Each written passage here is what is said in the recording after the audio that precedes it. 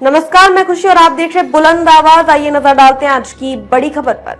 पहलगाम आतंकी हमले पर राज ठाकरे की दो टूक। गोली चलाते समय धर्म पूछ रहे थे, सरकार को एक ही बात। जम्मू कश्मीर के पहलगाम में हुए आतंकवादी हमले की महाराष्ट्र नवनिर्माण सेना के प्रमुख राज ठाकरे की प्रतिक्रिया आई है। उन्होंने अपनी पार्टी की ओर से इस हमले की निंदा की है। राज ठाकरे ने सोशल मीडिया प्लेटफॉर्म एक्स पर लिखा कि एमएनएस की ओर से इस हमले में जिन लोगों की मौत हुई है उन्हें भावपूर्ण श्रद्धांजलि।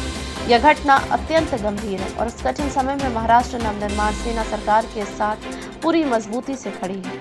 राज ठाकरे ने लिखा, केंद्र सरकार को इन हमलावरों का ऐसा बंदोबस्त करना चाहिए कि आने वाली 10 पीढ़ियां भी इस घटना को याद कर कांप उठें। 1972 में म्यूनिक ओलंपिक के दौरान जब फिलिस्तीनी आतंकवादियों ने इजरायली खिलाड़ियों पर हमला किया था, तब इजरायल ने उन आतंकवादियों और इस हमले के सूत्रधारों को इस प्रकार खत्म किया था कि लंबे समय तक फिलिस्तीनियों के दिलों में दहशत घर कर गई थी। भारत और इजरायल के संबंध मजबूत है।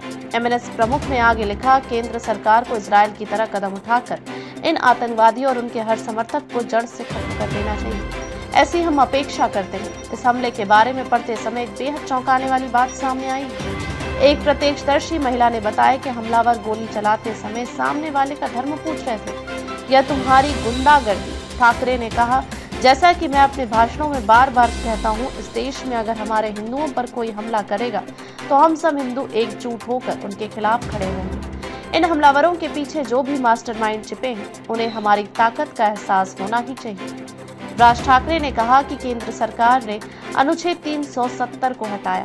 इसके बाद कश्मीर में हालात कुछ हद तक सामान्य हो रहे थे और पर्यटकों की संख्या भी बढ़ रही थी। लेकिन अब अगर ऐसे हमले होने लगेंगे तो कौन वहां जमीन खरीदेगा, व्यवसाय शुरू करेगा।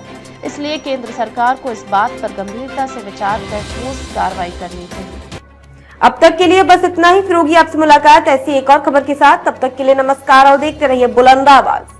ऐसे ही लेटेस्ट अपडेट्स के लिए हमारे चैनल को सब्सक्राइब करें और तुरंत नोटिफिकेशन पाने के लिए बेल आइकन प्रेस करना ना भूलें।